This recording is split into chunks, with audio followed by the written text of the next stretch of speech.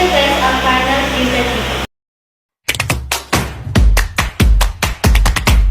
In our topic is academic effects of watching educational videos in class.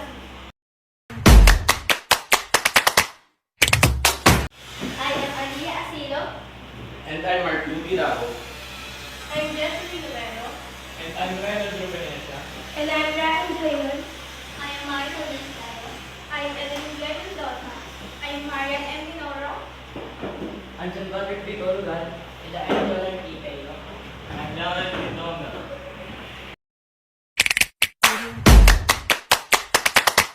As a result, most of the students thought their academic results improved for educational viewing videos. In addition, the study revealed that most students like the short videos and videos with examples. Digital education sector needs to be adapted in ways that meet the needs of our time. Educational institutions should properly consider video learning and in and out of the classroom using other technologies. Massimiliano Tani, Maurizio Managera 2022 Multimedia Presentation contributes to improve student learning outcomes and offer valuable options at a time. Multi-degree online course releases. The educational videos that were selected by the students have a greater effect in this respect than these videos selected by the research.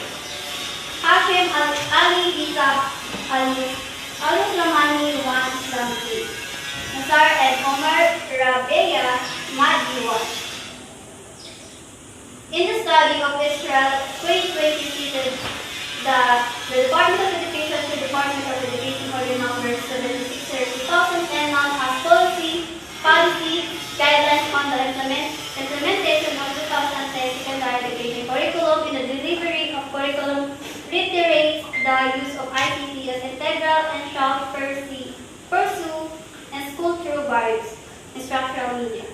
Department of Education Order Number 31 Series 2012 known as Policy Guidance in the implementation of grades 1 to 10 of the K-12 basic education. Curriculum encourages to utilize web-based resources and video materials to enrich and deepen students' understanding. According to Mendoza, in all 2015, video-based materials boost student creativity and cooperation using instructional video in the classroom helps to motivate the students to have a distinctive learning experience. Several studies show the development of technology gives impact to the learning environment.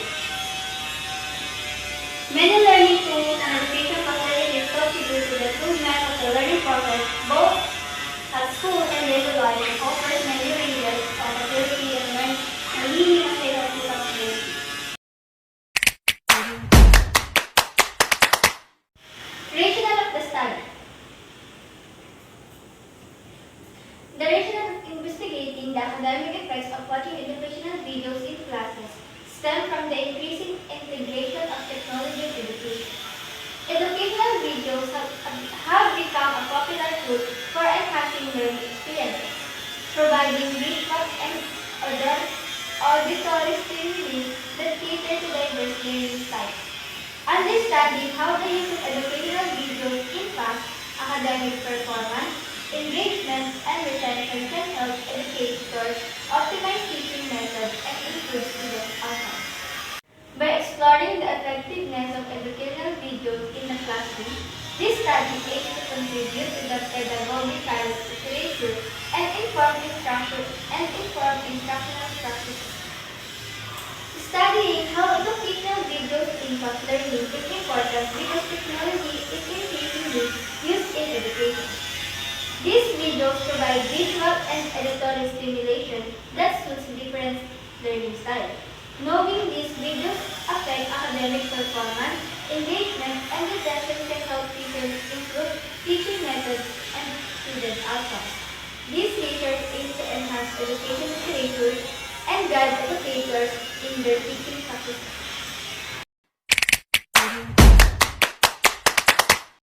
treatment of the problem.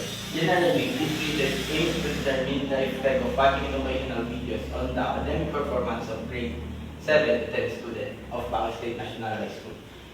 Specifically, this study aims to answer the following.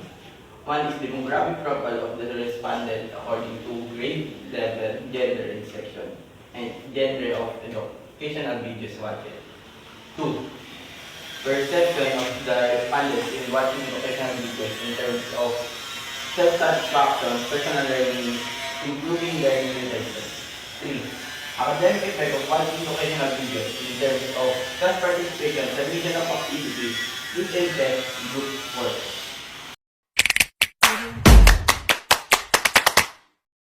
Related literature.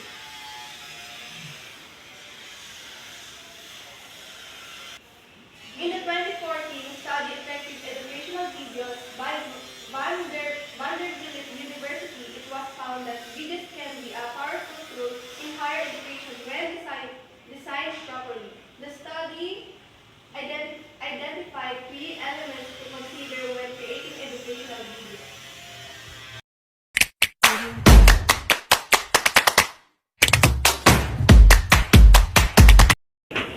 Related studies. In a 2014 research study focused on educational videos in learning ecosystems, particularly in science education. It was found that students increasingly rely on online instructional videos for understanding concepts, completing assignments, and exam preparation. The study also notes a significant surge in video usage during the pandemic when learning shifted online.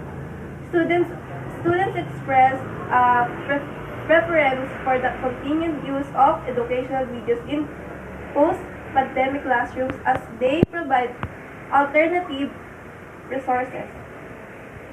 The study emphasized the importance of integrating videos as a valuable continued integration in educational context.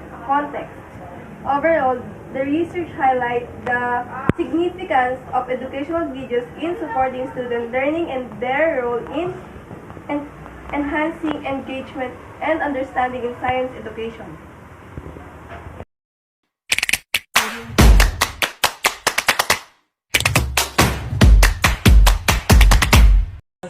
Study. It is important to high school students, to parents, teachers, and also the future researchers. Our study is significant. It can be a positive impact on academic performance of each student by enhancing their learning experience, improving comprehension, increasing engagement, and accommodating diverse learning styles. Is also an accessible and effective Game na. an accessible and effective tool that can support and supplement traditional teaching methods. Research design. The researchers use qualitative design to gather detailed information on the perception of the student towards watching educational video in classes. This research design has a subjective approach to data collection and analysis that includes observation, interview, and focus group. This study manipulated to understand subjective experience, belief, and concepts, and explore under research problems and generate new ideas of grade 7 and grade 10.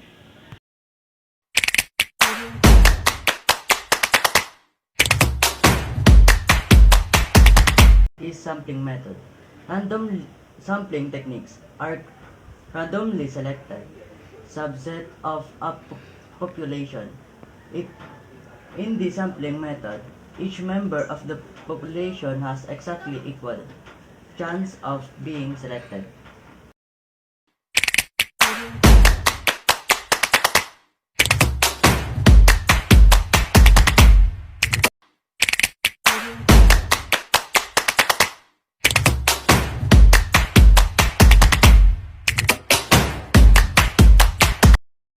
Lab findings. Grade levels the study found that using instructional videos in teaching, particularly scientific YouTube videos, lead to deeper learning for grade 10 students, enhance creative thinking, and improve attitude toward learning compared to traditional methods.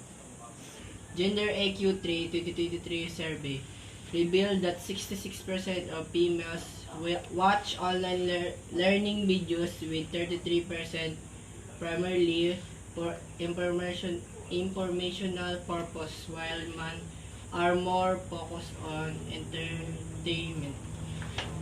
Section. The data provided includes sections and corresponding values with Rizal, Bonifacio, Acacia, Mara, Sampaguita, Rosal, Pagalan, and Disciplinary. Having higher frequency. The total number of the data points is 142, with percentages representing the proportion of each section's data points relative to the total number of the data points. 100%. However, without further context or specific information, it is difficult to draw the definitive conclusions or provide a comprehensive analysis. The section should focus on a rational development of the thesis with clear reasoning and solid argumentation at all points, avoiding meaningless digressions to provide the essential unity that characterizes a strong educational paper. Genre. The data shows that educational videos are categorized into 5 types: entertainment, historical, documentary, lecture, and video clip. Lecture videos are most popular, with 59.86% of viewers choosing this genre. Historical and documentary videos follow closely behind, offering in-depth knowledge of past events and culture. Entertainment videos with 32.39% are entertaining and engaging, while video clips make up 28.17%. Viewers have varied preferences for educational videos, making it crucial for content creators and educators to cater to these preferences. Genre categorization helps viewers discover what they like and will want to see.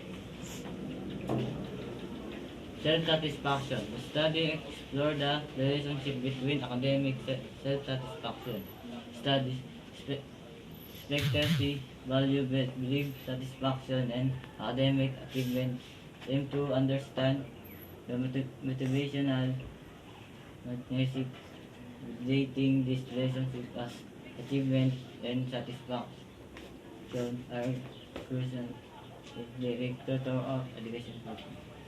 Personal learning. Personal learning has a gained attention since 2014, but the variety of terms used hinders research progress. This paper aims to analyze these terms and present a research-based framework for personal learning. A personal learning approach can help researchers build on previous data rather than starting new research. The paper also discussed future researcher direction, issue, and challenges.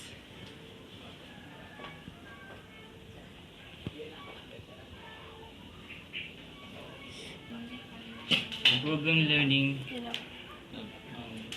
improving learning retention research indicates that video-based learning can enhance learning, retention, and engagement regardless of age, education, or background. Studies show that 1 minute of video can encapsulate 1.8 million words of text. Class participation. Students emphasize the importance of increasing class participation through videos, setting their ability to pique interest and prevent boredom. Study show the Watching educational videos positively impacts academic performance and prior knowledge assessment. Additionally, students believe that videos prevented review during lesson, indicating their preference for short animated content. Of activities. Late assignment submissions indicate poor performance and higher dropout rates, possibly due to poor time management rather than performance improvement. Gender type does not affect late submissions or marks. The highest percentage is 66.7% of late submitters is aged 20 to 25 with 100% dropping out. This vulnerable age group needs special treatment. Male questionnaire survey should analyze late responders and early responders separately. Further research is needed to validate these findings and cover multiple universities and subjects with larger sample size. Sunod pa ba?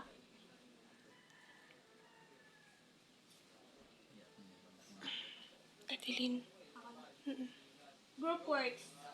Alcan highlights the benefits of using videos in learning environments, including making learning independent, providing group learning opportunities, facilitating movement, color, and sound, and transferring outside environments to class. Group works help students develop process skills, management, and assessment skills.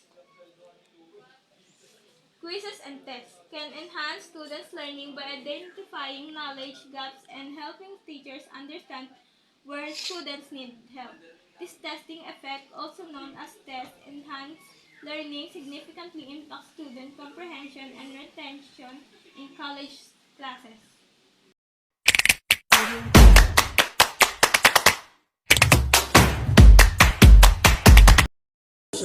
Watching educational videos in classes has been found to have positive effect on academic performance. Research studies have shown that students who watch educational videos in class experience improvements in their academic activities and performance. These videos serve as an important content delivery tool, especially in blended in online classes. The effective use of videos as an educational tool involves managing the cognitive load of the video, maximizing student engagement with the video, and promoting active learning from the video.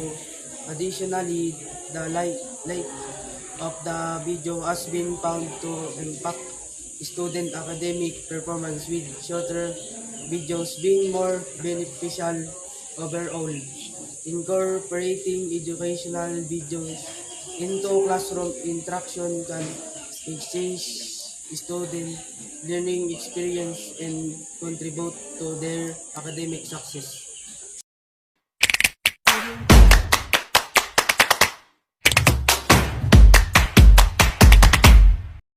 Recommendation.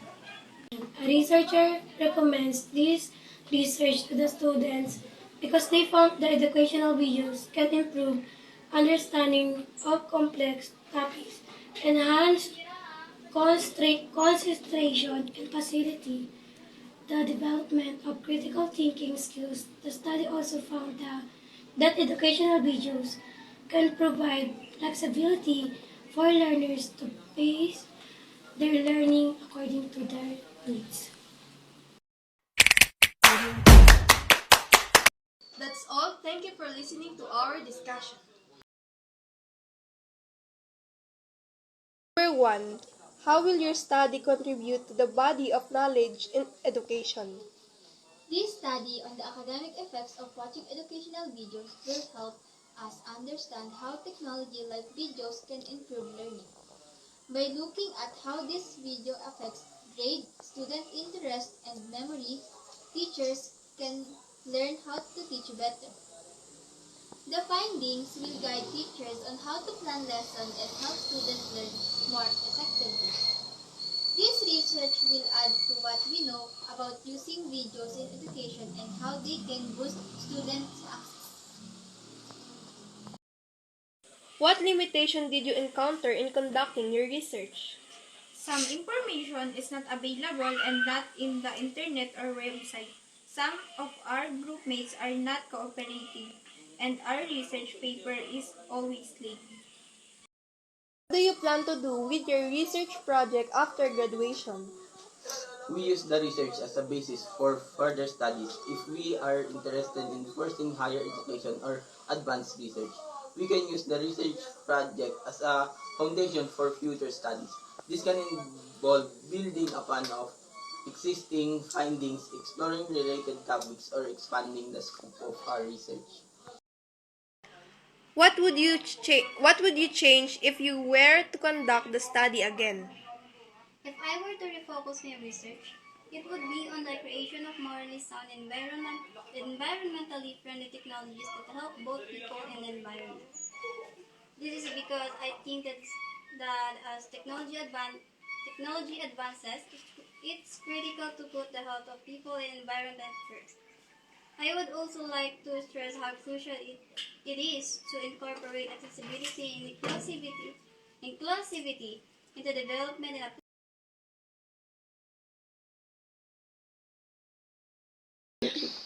In percentage, how much did you contribute to the group in completing the research enumerator part? I played a significant role in providing information and explanations related to the academic effects of watching educational videos. My contribution involved explaining the rationale for investigating this topic, highlighting the importance of studying educational videos in education, and discussing how the research could contribute to the body of knowledge in education. My part in completing the research can be estimated to 9% of the overall contribution, focusing on providing concise and informative responses to inquiries related to the topic. Based on the percentage of what I helped in our research, I can say that it is 5% because I only helped in chapter 2 and 4. And for me, this 5% that I helped in our research is not very much help. For me, based on the percentage of what I help in our research, I can say that it is 10% because I always do the research even MC, and I always remind my members to do the research. For me, based on the percentage of what I help in our research, I can say that is 9.25% because I always do research. For me, based on the percentage, what percentage I help is 6% because I only help in chapter 3 and 4. And for me, this 6% that I help in our research. For me, based on the percentage, what percentage I have 5% because I only help in chapter 3 and 4. For me, this 5% that I help in your research. I think the percentage I help in this research is 3 because I love the chapter 2 and 3 only. For me, if based on the percentage of what I have in our research, I would say that it is 5% because I only contributed some on our research. For me, if based on the percentage of what I help in our research, I would say that is 30% because it's only help in chapter 2 and 4. Research is a vital process that contributes to the progress and development of society. It is essential for finding solutions to problems, expanding knowledge, and advancing our understanding. Participate in a group or team of any sort, you recognize that each individual's efforts either add to or detract from group success.